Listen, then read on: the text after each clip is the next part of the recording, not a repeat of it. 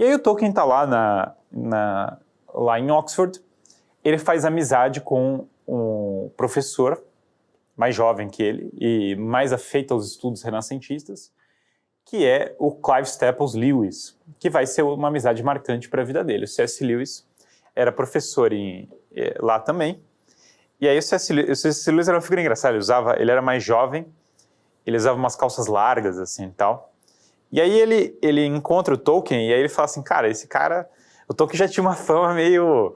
Pô, o Tolkien é um cara meio reacionário, o cara professor de medieval, tá um pouco ranzinza, ele tem um jeito que alterna meio ser muito cômico, engraçado, muito afetuoso e um pouco ranzinza, esse é bem o jeito dele, assim. Ele é um cara muito virtuoso, o Tolkien, por exemplo, ele acordava cedo, botava os meninos na bicicleta dele, saía andando de bicicleta para assistir missa com os meninos cedo, tal, botava o pessoal para confessar os pecados, voltava, então ele era, o Tolkien era particularmente...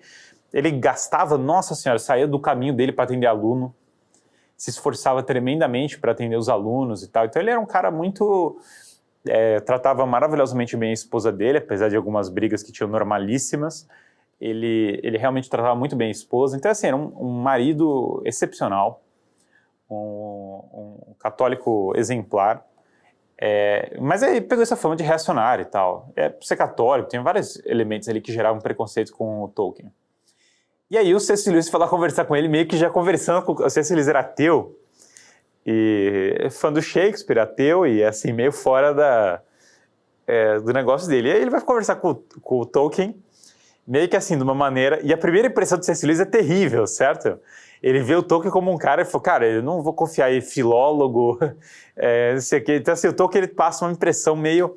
Mas aquilo atrai o C.S. Lewis, porque ele começa a ver no Tolkien, o Tolkien começa a detonar Shakespeare, começa a falar dos problemas da Renascença, do problema da magia, do problema do mundo moderno, como que a ciência moderna às vezes tem um elemento meio mágico das pessoas querendo dominar a realidade ao invés de abraçá-la, amá-la, né?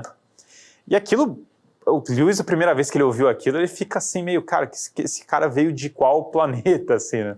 E aí, com o tempo, o Lewis começa a se sentir muito atraído por essa história, e particularmente a filosofia do mito do Tolkien. Claro, nós temos uma aula só sobre o Árvore e Folha, que entra na mitopoesis, né, na criação de mitos do Tolkien detalhadamente, mas aqui o Tolkien tem esse conceito da subcriação, de que nós criamos a partir da criação, e que todas as histórias funcionam com base num paradigma de queda, catástrofe e eucatástrofe, a descida até o ponto mais baixo, para depois você ter uma reversão desse ponto mais baixo. Que esse é um paradigma, um arquétipo, que antecede a criação das histórias, e que você só consegue criar em cima do mundo real. Você cria a expressão do mundo real. Que o materialismo ele é como uma prisão. Você enxergar tudo como matéria é você não enxergar para além coisas transcendentes, valores perenes, é você se prender numa prisão, e que não é. Quando você cria histórias, você sonha, você sai na fantasia, no mundo de fairy, que é o mundo de coerência interna, você sai dessa prisão do materialismo, você consegue vislumbrar fora dela, como o prisioneiro sonhando sobre o mundo fora da prisão, né? Então você quebra com o materialismo. Isso aqui não é uma conotação gnóstica de fugir da matéria, pelo contrário, aqui na verdade é uma conotação extremamente realista de entender os universais, sair da caverna platônica. E aí o Tolkien, ele com essa reflexão, o Lewis começa a ter a visão de mundo dele meio quebrada, e aí o Lewis pega para ler O Homem Eterno do Chesterton. O Homem Eterno do Chesterton, ele conta novamente a história do homem sob o viés distinto, que é sob o viés do Cristo, ao invés do viés evolucionário antropológico necessariamente. Ele não necessariamente nega tudo do viés evolucionário antropológico, mas ele coloca categorias perenes na natureza humana. Então ele quebra também essa visão do Lewis, e o Lewis começa a passar por um processo de conversão. O Lewis se converte ao cristianismo por conta do Chesterton, do livro do Chesterton e do Tolkien, né? As conversas com o Tolkien. Fica até tarde, o Tolkien fica até tarde com ele conversando, acende o cachimbo dele, que nem ele está aqui, e vai até altas horas conversando com o Lewis, e o Lewis questionando tudo, com aquela... o Lewis chegou, claro, no começo dessas conversas com aquela atitude assim de assim, de não, eu sei do que eu estou falando e tal, e com o tempo ele foi caindo a ficha, até o ponto que o Lewis realmente se converte ao cristianismo. Ele se converte ao cristianismo anglicano, embora ele fosse bastante próximo do catolicismo. Até uma vez gravei um vídeo sobre Lewis e a Igreja Católica, que mostra... Tem todos os estudos sobre isso e tal, é bem complexa a relação do Lewis com a Igreja Católica. Ele era bem anglicano. Ele não se dizia anglicano de alta igreja, mas ele era visivelmente um anglicano com aquele espírito do movimento de Oxford, assim, em muitos aspectos. De qualquer modo, o Lewis, ele tinha, por exemplo, ele era devoto da Virgem Maria, ele acreditava nos 7 sacramentos. Então, o cristianismo anglicano dele era bem peculiar, assim. Praticava a confissão auricular, né? Ele ia confessar com o sacerdote. Mas aborrece o Tolkien, que ele tenha se tornado anglicano. Certamente aborrece bastante, o Tolkien nunca gostou dessa história, né?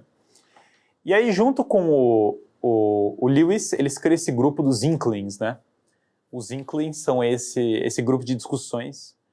E aí eles vão lá ler histórias que eles estão escrevendo. É uma prática que eles têm ali na academia. Ler as histórias que eles estão escrevendo uns para os outros. E uma das histórias que o Tolkien começa, uma das histórias primeiras que ele vai publicar, é essa daqui, que é o Hobbit, né? O Hobbit vai ser uma das primeiras histórias. Esse daqui, inclusive, que meu amigo Alexandre Azevedo fez a capa. Esses são desenhos do Tolkien, tanto esses aqui da frente quanto aqui de trás. Esse aqui é o Condado, desenhado pelo Tolkien. Maravilhoso, aliás.